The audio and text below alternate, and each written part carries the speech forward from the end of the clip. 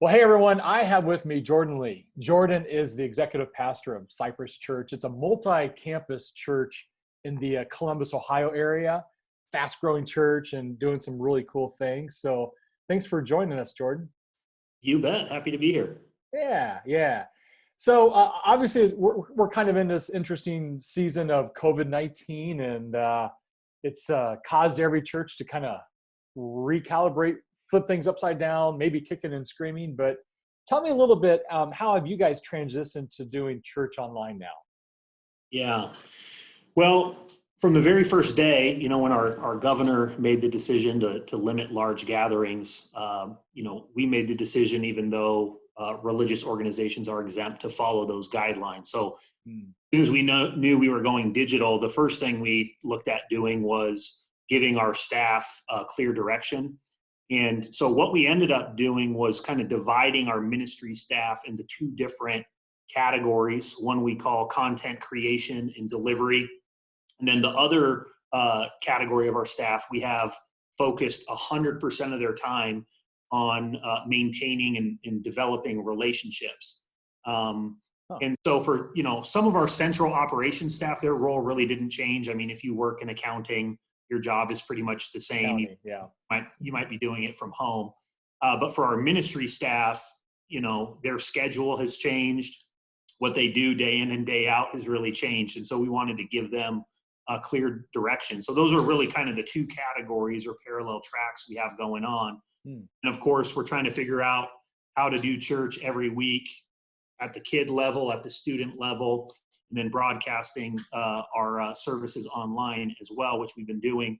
So that's one part of it. And then the other part, like I said, is just engaging our ministry staff to make contacts with people. It's really about pastoring them and discovering those ministry opportunities. And so our full-time staff, we set the expectation for them that they're making 50 contacts a day. And our part-time ministry staff, they're making 25 contacts a day. And so we've been doing this for about 3 weeks now. And the governor had announced shelter in place is going to continue here in Ohio through Friday, May 1st. So we'll be doing it for 4 more weeks, and it may be extended beyond that. Wow. So what's the silver lining in that, you think? When it comes to connecting with your congregation almost on a one-to-one basis, how's that? We are hearing so much positive feedback from our church attenders and our volunteer leaders. Yeah. And really all we're doing is checking in with them, saying, hey, how are you? How is your family? Can we pray for you in any way? If you have any needs, please let us know. And people are just cooped up in their house. I'm cooped up in my house with my kids and my wife for the last 3 weeks, and it's going to be 4 more after that. And so, even though we're a sizable ministry, we just really believe it's important to remain personal and engage with people on that, one-on-one level. Interesting. Yeah. And who knows how long this is going to be? Seems like this is going to change a little bit about how we do church in the future. Well, and I also, I was talking with some of our staff members earlier today. In kind of pre-coronavirus, there seemed to be a lot of churches over the last several years that were working toward leveraging technology, providing unique content, not just on weekends, but throughout the week as a differentiator, as a way to kind of add value. But now everybody has to create content and deliver it to people because nobody can come to us. Nobody can come to us. So, I mean, that online content is important, but I actually think the differentiator, one of them, not the only one, but one of them is building those personal relationships. So we're putting just as much into that as we are into the content side. So when you think about beyond COVID-19 and who knows when that's going to be, and even before, how were you guys engaging and having your people that go to your church invite their friends and family? What kind of stuff do you do to offer to spur them on to make those invitations happen? Our senior pastor is really big on the power of an invitation. So he always starts there, and multiple times a year, he's communicating that to the entire church. that it really is up to you and your circle to live this thing out that we call Christianity. Yeah. We've wanted to give people tools. And so we used, invite cards, like physical invite cards, where we'd give them 5 and we'd put them in a pack and we'd hand them out a few weeks before Easter or Christmas and say, hey, all this is a tool for you to pass on to a coworker or a neighbor or a family member or a friend. So that was one big thing that we did. And then just some of the kind of more traditional marketing methods as well. We've done mailers. For instance, we used to have a billboard kind of on one of the busy streets next to our broadcast campus. And even before this, we kind of have started to get away from some of those traditional marketing tactics and trying to go more digital. But of course, now it's it's a whole new world where we sit right now in terms of how do we engage our people to invite others to church. Yeah, which is interesting, to get people to change their behaviors, right? How do you extend a invitation via Facebook to your friends to connect with Cypress? Like, that's probably, are there anything unique that you guys are doing? Or I don't know if it's unique. I mean, we have a social media share kit that our people can use. Okay. Yeah. We went back during this period to streaming our service on Facebook, which we had not been doing. We had been driving people to our online campus, but we're doing that now during this season just because it's so easy for people to share. But no matter what we do or what other churches do, to me, you have to reinforce it. And that's best coming from the senior pastor as he connects it to the why. And our senior pastor even said last week, if you think about it, it's never been easier to invite someone to church. I mean, right. Yeah. it's right now, it's not scary. Maybe they've never walked in a church building before. It's been 20 or 30 years. They don't even have to do that because most churches are not open. And the way we're experiencing church is from the comfort and convenience of our living room. And so all they have to have is some sort of device and internet access, and they can check out church, check out Christianity. So a follow-up question, that do you think that once we get past this and we can come back in person, it seems to me we're not going to get a flocking of people coming wanting to rush into a room together. I mean, it could be a little bit, even the handshake could be just a different thing these days. But how do you think you guys will continue to do church after the crisis is over, whenever that is? What's that look like for you guys when you think about in-person church versus online church? Yeah. Well, a couple of years ago, I think it was about 3 years ago, we actually started our online campus. A lot of churches do broadcast online. Some have the capability, but actually they've chosen not to because they don't want to limit attendance at their physical campuses. Mm-hmm. We went ahead and made the decision to do that. And I think for a lot of people who are maybe more traditional or been in church a long time, I don't think right away they understood online campus. What does that mean? Who is this for? Right. And it really didn't click. And so it's funny, now we talk about how they've been hearing about this online campus, and a lot of our people maybe have never experienced it before, but now everyone, they don't have the option. That is how we are doing church. And so for some of them, they're getting to experience it for the very first time. But I do think you're right. I mean, I'm not sure even when the governor here in Ohio lifts the ban that people are going to be wanting to go anxious gatherings with, 100 people, 500 people, 1,000 people plus. And so it may look different. In fact, we do not have it all figured out. We're learning as we go and talking through this. But we're even thinking in terms of some of this, our strategies right now for kids ministry and student ministry and some of the things we're doing. We're thinking to ourselves, like, why didn't we do this before? What are those things that we need to continue even after we reopen our physical campuses? What are the key learnings that we're going to need to continue beyond that just to get better at, being the church, really?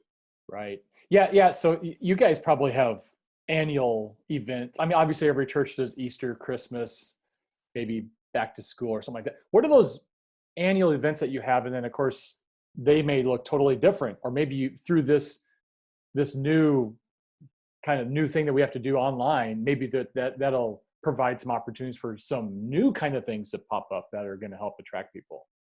But what have been in those events that you guys have traditionally had? Yeah, well, Cypress, if you go back years and years, was a pretty event dominant church. And we made a shift a few years ago to not be so event driven. And so you mentioned the three kind of big rally points. It's probably true for most churches: Easter, Christmas, and then fall launch. You know, there's a couple other weekends in there that we do. We do like a big move up weekend for kids and students. We Oh, move up in their grade. That's a big event weekend in kids ministry and student ministry. But any event we do, we try now to make it weekend dominant. So we're piggybacking on the weekend series. And then the other thing we do that have really become rally points is 2 times a year, we do what we call a Make a Difference initiative.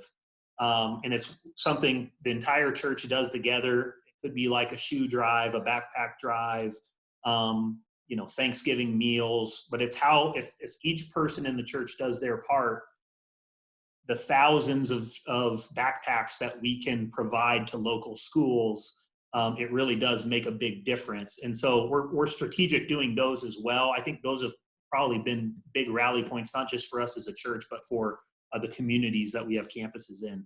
yeah, that's so cool. Be in the hands and feet, and you're just Yeah. helping. Yeah, I mean, not only does it help the community, it helps your church community even more. Be more generous. Mm-hmm. Yeah. Mm-hmm. So, we work with a lot of churches, and our job and our goal is always to help a church connect with unchurched people. And we think that's best done through digital platforms. And so we want to get somebody in a seat. Well, these days it's more of a view, from the comfort and safety of their own home. But when you look at Cypress and how you've grown and who you've grown with, young people and old people, it's still, when you look at the big C church, it seems like it's declining a little bit. It's sort of going down a little bit because people are choosing not to go to church for whatever reason. What's been a strategy of your guys is to help try and figure out how do you continue to grow younger? I think the first thing you have to do is figure out who you're a church for and your target demographic. Obviously, on the one hand, we're a church that's open to anybody and everybody who walks through our doors, and that is a ministry opportunity. So on the one hand, our target demographic is 100% of people. Anybody who comes here, we want to minister to them. Yeah. On the other hand, you can't be all things to all people. So how do you really figure out, who you're trying to minister to, and then everything you do, relates to that and intersects with that. So the way we define our target demographic is we want to be a church for families that still have kids living at home. It's not necessarily an age range, but we tend to see a lot of families have kids living at home, birth through high school, in their kind of 30s, 40s, and 50s. And at the same time, we're still a multi-generational church. We got people younger than that, got people older than that as well. But yeah, that's what I think you need to start with is your target demographic. And then from there, the biggest thing that we can do to reach those people, quite honestly, because there's a lot of different marketing strategies and evangelism strategies and all of that. But the biggest thing we focus on is making sure our kids ministry and our student ministry are the very best that they can be. Because once we get people who walk through these doors, we want them to come back. Right. So if we really can, have kids walking out of here and students walking out of here begging their parents to come back, then we're really on to something. Because I'm a dad, I have 2 kids, and I want, what's best for my kids, and I will make decisions based solely on that. Yep. And that's a good problem to have if they're begging me to attend church. Yeah. There's nothing like going, don't take me back there versus I was awesome, I want to go back again. You're like, okay, we're going to go check that out. Because, every parent wants to be the hero for their kids. And, right. You don't want to take them to a church where they have a bad experience. And, I just like cringe, like, oh, because I think it, preaching, children's ministry, worship, you kind of have something going if you have those three connected. Yeah, those are the big three for sure. Yep. Yep. So you mentioned earlier, kind of, not that traditional advertising is all that bad, because I think there's some benefit to it, but leaning more towards digital, especially in this COVID-19 era where that's the only way you can connect with people, really. So what has been your guys' strategy to go deeper online? Well, in terms of content, there's a few different things we're doing. Again, probably not unique. I'm sure there's other churches doing it, but it's really a way to engage our people every day. Because again, most people, even if they're working from home, they have a little more time on their hands. They're trying to figure out what they're going to do themselves, or what they're going to do as a family during this period where we're all not living our normal life. And so again, we've really ramped up content on social media, Facebook, Instagram. Our senior pastor has been doing kind of a daily devotional thought. That's a few minutes that we're putting out there each day.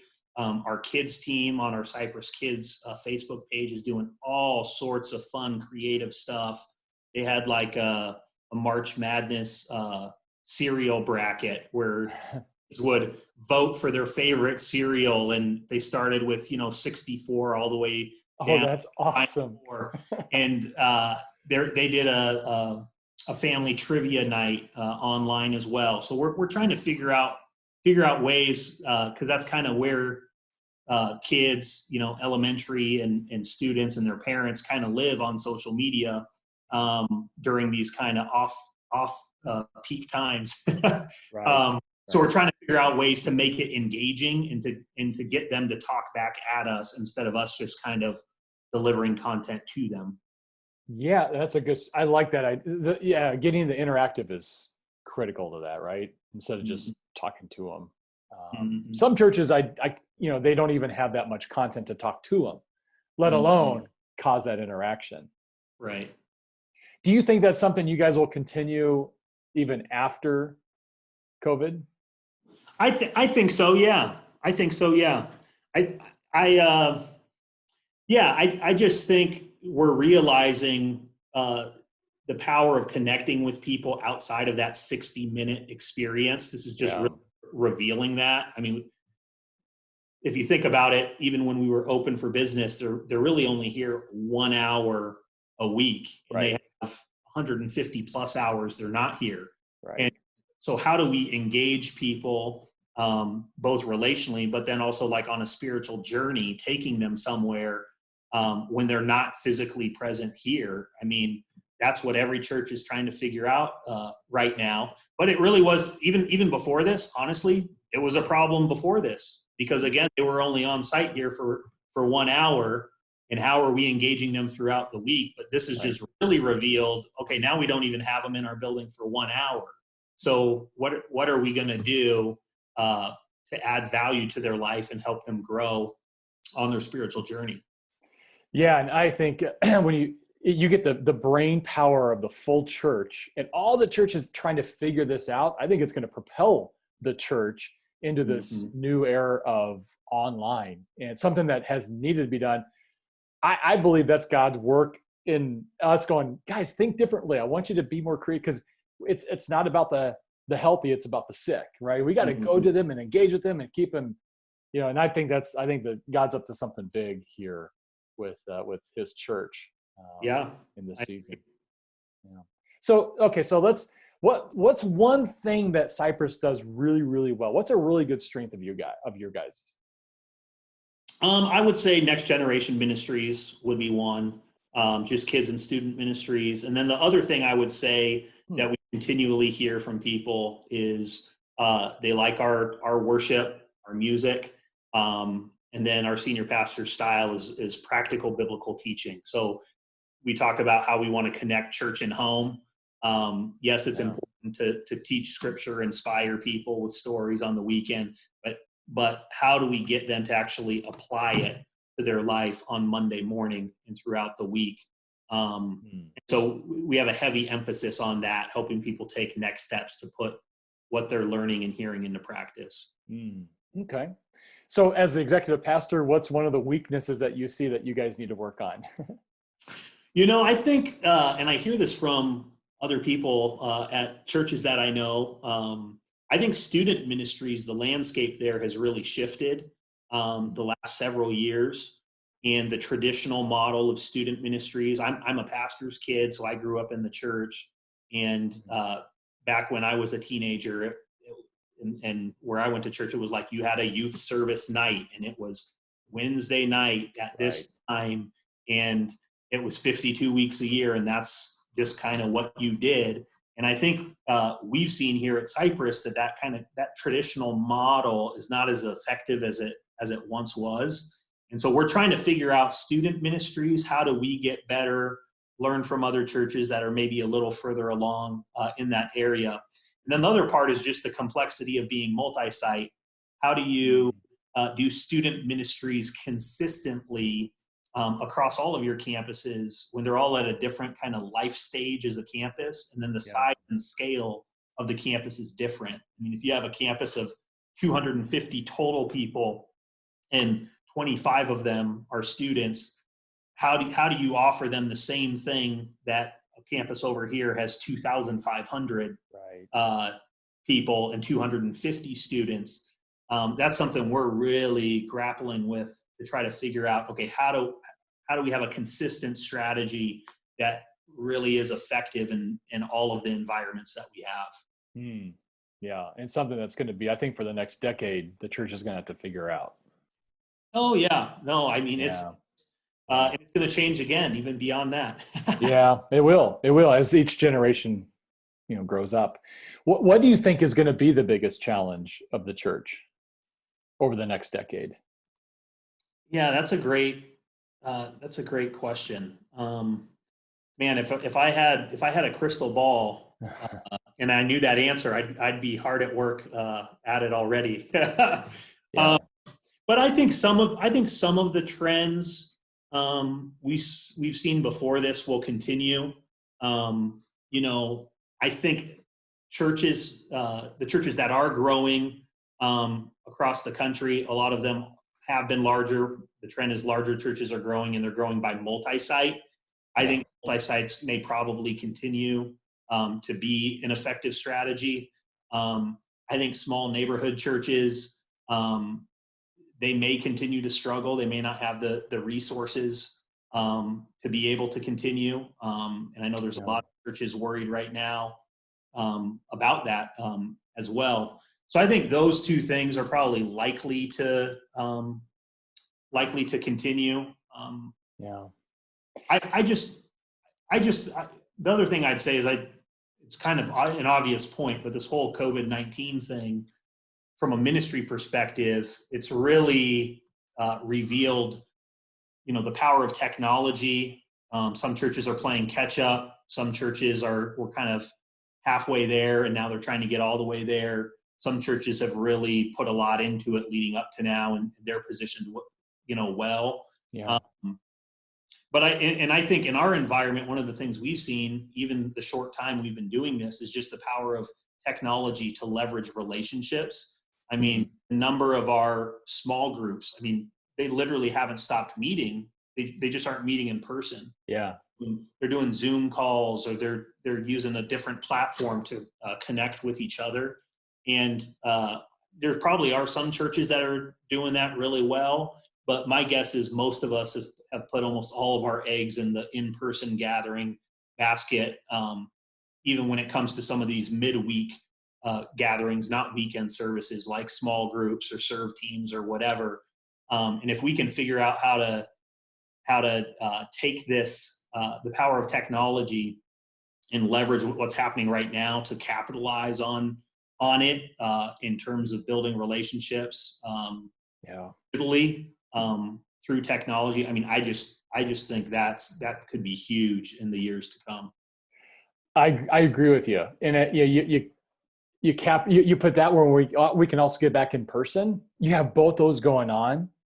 Mm-hmm. That seems to me to be where, obviously, it's where we're headed, but there's a lot of good things. Conversations I'm having, like the conversation we're having today about how you've seen a lot of great growth and great feedback from your volunteers and your staff that are making those phone calls just to connect, because Right. we were built to be in community. We were built to be in relationship. And even if we can't rub shoulders or shake hands, we can at least connect with people digitally. So I think that there's a lot of power in that to me, if churches that can overcome that really thrive from that are going to be the churches that make it, I guess you could say. Yep, I agree with you. Yeah. Cool. Well, thank you, Jordan. I appreciate your time and your insight. Thanks for just giving us a glimpse into what Cypress is doing and how you're reacting and coping with where we are today, but just in general, how your church has grown. So I appreciate your time. Yeah, you bet. Happy All right. to Take be care. here. Yep. Bye.